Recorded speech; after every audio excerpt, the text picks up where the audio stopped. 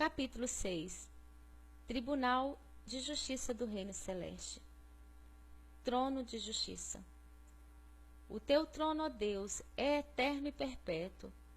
O cetro do teu reino é um cetro de equidade. Salmo 45, 6. São incontáveis as dimensões celestiais e a cada permissão do Pai Celeste de adentrar e vivenciar o sobrenatural é imensurável. É para mim, cada ida em espírito das dimensões dos céus, uma expectativa e o desvendar de um novo mistério. Dado a grandeza de Deus, posso afirmar que pouco sabemos. E por que não dizer que é como se nada soubéssemos? Por isso tem o Espírito Santo arrebatado a muitos e concedido experiências diferenciadas e proféticas no seu grande universo e na dimensão do seu tempo, o que torna impossível ao homem natural mensurar este tempo. Em outro dia de busca, minha mente estava atentamente ligada na expectativa do que seria o novo mistério celeste. E de repente, ouvi um barulho do abrir de uma imensa porta. Havia um corredor comprido feito de diamantes. Dali surgiu uma luz reluzente. Estava tão forte que quase não conseguia definir. E eu tive muito temor. Então, do meio daquela luz fortíssima, ouvi uma voz poderosa. Era mesmo como o brado de um trovão. Um anjo me conduziu até aquela luz. Ao chegar mais perto, olhei para o esplendor da glória de Deus e percebi que se tratava de um trono de justiça. Um trono resplandecente, e nele estava sentado o juiz supremo para julgar a terra. Veja Apocalipse 20:11. Nota: em Cristo Jesus habita toda a plenitude, e se fui até o juiz supremo, é porque assim ele determinou. Leia Colossenses 1:19, Filipenses 2:13, Hebreus 1:8. Quando cheguei bem perto dele, senti alegria, refrigério e muito temor e muito respeito. Então, o juiz supremo me tocou. Como a luz era extremamente forte, eu pude definir com clareza apenas a sua mão branca de luz que tem um anel de esmeralda, que tipifica a plenitude do Espírito Santo de Deus. A glória de Deus veio sobre mim tão forte que meu espírito desfaleceu. Fiquei como que desmaiada espiritualmente, sendo que, passado algum tempo, o que eu não sei definir quanto tempo, só sei que se tratava do tempo celeste. Fui conduzida a uma imensa pista de pouso e decolagem de naves da justiça legalista do reino. Ali estavam anjos da justiça que estão a serviço do Rei Jesus. E são milhares de milícias de milhares. Além das naves de justiça, havia também carros de luz e outros veículos voadores que são movidos pela Shekinah de Deus, com desígnios futuristas. Por isso os descrevo de forma como minha mente humana conseguiu captar. Havia naquele lugar celestial anjos líderes, que são generais da justiça legalista do reino, contendo em suas mãos códigos de leis dos céus. Eles passavam instruções para os demais anjos estrategistas e anjos guerreiros. O Espírito Santo me levou a discernir que os exércitos do Sol da Justiça, que é Jesus, estão mobilizados para atuarem como guardiões e estrategistas do reino em prol da justiça de Deus na terra. Vi que homens de Deus, na virtude de anjos estrategistas, têm sido levantado por ele com ousadia, na intrepidez do leão da tribo de Judá, que é Jesus, a fim de realizarem atos proféticos nos estabelecimentos judiciários da terra. Observação: o povo de Deus da terra precisa se mobilizar ainda mais, visando a demarcação de territórios para que seja manifesta a glória de Deus sobre a face da terra. É direito nosso, é nossa herança. E disse-me o Senhor: ajuntai, ajuntai, povo meu, e proclamai a minha justiça. Alimentai dos raios do sol da justiça, e avivados serás. Ouçam a minha voz, filhos. Atentai e vede vossas posições. O que tens feito para mudar? Ide por todo o mundo e mostrai os teus selos de justiça. Vós sois luz do mundo e sal da terra. Portanto, apresentai-vos a mim como obreiros que não têm do que se envergonhar. Eis que a seara é grande, porém os ceifeiros são poucos. Lucas 10, 2. Filhos, buscai a minha face e falarei convosco quando o sol raiar. Queiram ser inundados por inteiro pela glória do Rei, e o oculto vos será revelado. Atentai, despertai, desperte, povo meu. Eis que o resgate da noiva logo vem.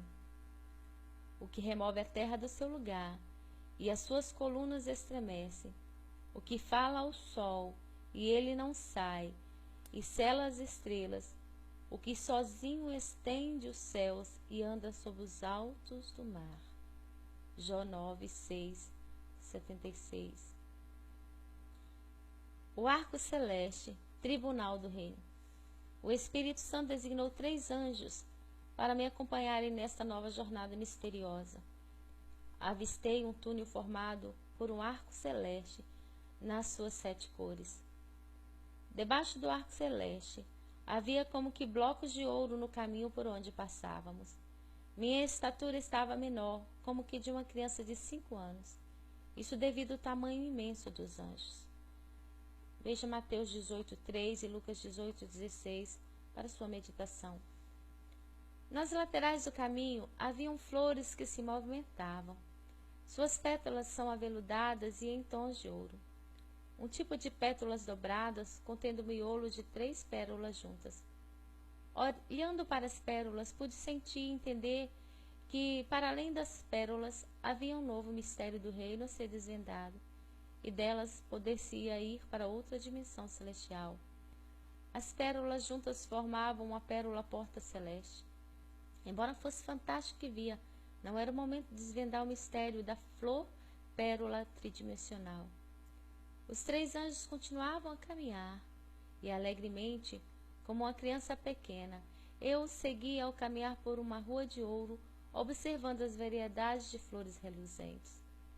Chegamos a um exuberante palácio semelhante a cristal, o qual tinha vários andares circulares em forma de espiral. Era todo transparente e dentro dele notei o transitar de vários anjos pelas escadas, também de cristal. Dentro daquele palácio alto e redondo, formado por andares, eu vi que o primeiro andar estava cheio de assentos, onde haviam muitos anjos assentados, e outros anjos circulavam por ali. Juntamente com os 3 anjos, subi as escadas que davam acesso ao 10º andar. Havia ali 4 assentos. O interessante é que em um dos assentos estava escrito em uma pedrinha branca o meu nome celestial. Veja Apocalipse 2,17. E 2 dos anjos que me acompanhavam assentaram ao meu lado e outro na bancada de trás, sendo que a cada andar haviam muitos assentos. O interessante é que de onde estávamos podíamos olhar tanto para os andares de cima quanto para os de baixo. Percebi o quanto era extenso e que aquele lugar circular era uma das torres do palácio de cristal. Do lado de fora do palácio, ouvi o toque de trombetas pelos anjos do Senhor. Ao tocarem, aproximaram-se exércitos e mais exércitos dos céus, da cavalaria, das naves, das espadas, entre outros. Havia anjos com asas e sem asas, anjos com armamentos diversos, anjos e milhares de milícias. Dentro dos andares daquela torre estavam presentes anjos testemunhas. Eu também estava ali como testemunha, representando a noiva de Jesus. E no alto, muito alto, estava escrito em letras reluzentes como leis o seguinte: Torre da Justiça do Reino. Como já descrevi, as arquibancadas dos andares da torre eram circulares, em forma de espiral, e por isso podia-se olhar tanto para baixo quanto para cima. Tudo era transparente como cristal, sendo que do meio circular e livre de assentos havia uma passagem de informações vindas do primeiro andar, cujos assentos eram em maior quantidade, para os demais andares da torre. E do 10º andar podíamos presenciar uma filmagem central, arredondada e diferente. Era como se fosse a imagem que tivesse vida. E assim estávamos ali reunidos no grande tribunal de Deus. Presenciei o julgamento de um pastor, homem. Estavam presentes naquele julgamento anjos testemunhas, anjos que faziam parte do julgamento, alguns como jurados, outros como apresentadores de provas. Veja Salmo 112, Salmo 82, 1, Atos 24, 25, Romanos 5, 16. O julgamento era de um pastor, um homem muito conhecido pelos humanos, disse meu Espírito Santo.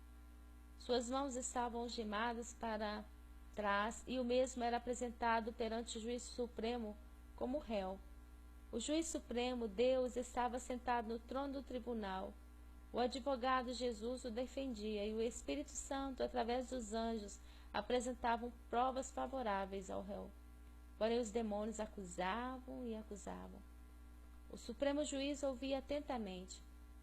O pastor chorava intensamente, clamando por misericórdia e graça.